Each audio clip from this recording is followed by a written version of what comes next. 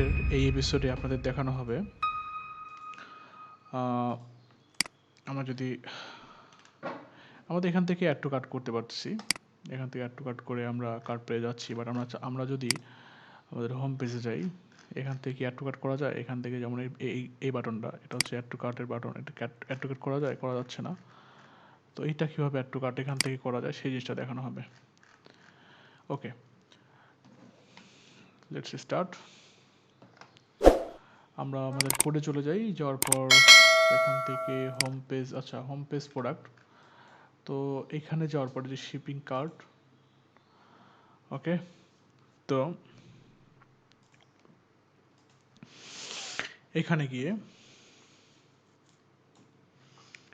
গিয়ে আমরা এই এলআইটা তো আছে, এলআই থাকবে, কিন্তু এখানে এটা আসলে নর্মালি অ্যাড টু কার্টটা কাজ করে, ফর্মের মাধ্যমে কাজ করে। তো আমি এখানে একটা ফর্ম নিব,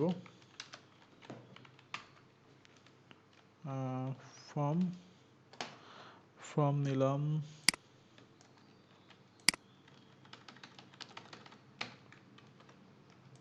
ওকে। তো এখন ফর্মের মধ্যে একটা আইডি থাকবে, এটা আইডি নিলাম একটা,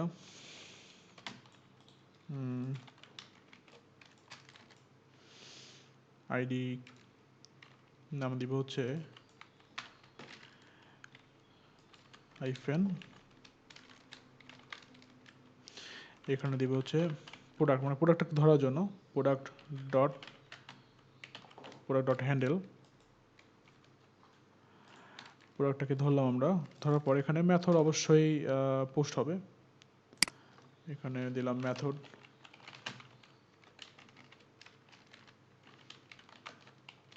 পোস্ট। আচ্ছা, অ্যাকশনের মধ্যে ওখানে এর আগের বার যা ছিল এটাও তাই হবে, কাট অ্যাড, ওকে। তারপর আমরা এখানে একটা ইনপুট ফিল নিব,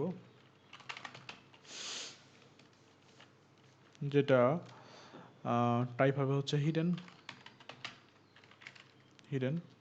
এখানে একটা নেম দিব, sorry name equal ID.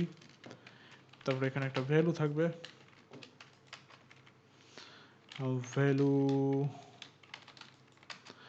Value থাকবে হচ্ছে প্রোডাক্টের, মানে এটা নর্মালভাবে যে ভেরিয়েন্টটা আছে সেটাই, যেটা আছে আর কি, ওইটাই অ্যাড হয়ে যাবে। প্রোডাক্ট ডট, মানে নর্মাল ফার্স্টে অর্থাৎ যদি size small, medium, large, small যদি ফার্স্টে থেকে থাকে তাহলে সেটাই অ্যাড হয়ে যাবে। তো product dot variant, VARIANTS variants first ID, মানে ফার্স্টের যে আইডিটা সেটাই অ্যাড হয়ে যাবে, এটাই বলা হয়েছে এখানে। আচ্ছা, এভাবে আমরা আইডিটা ধরলাম। ধরার পর এখানে অ্যাঙ্কর ট্যাগের মধ্যে আমি on click জাভাস্ক্রিপ্টের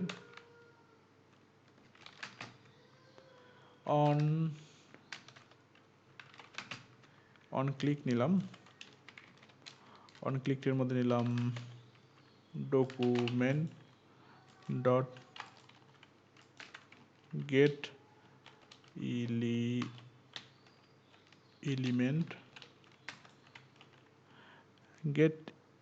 element by ID. আমরা একটা আইডি ধরবো আর কি। আচ্ছা, কোন আইডি ধরবো? যে আইডিটা এখানে আমরা মেনশন করছি সেই আইডিটা এখানে ধরবো।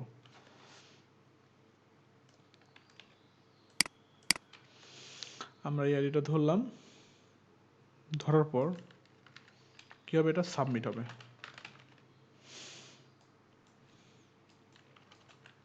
ওকে,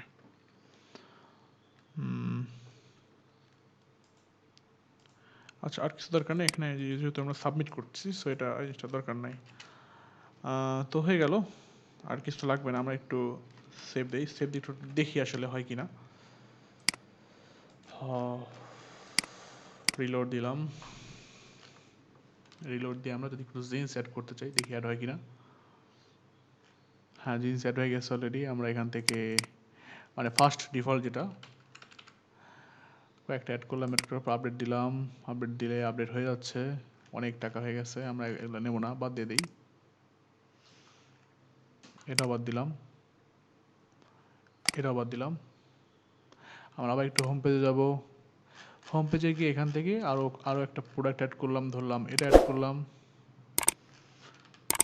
আচ্ছা, তারপরে হচ্ছে এখন এই কোডটুকুই আমাদের কালেকশন পেজের মধ্যে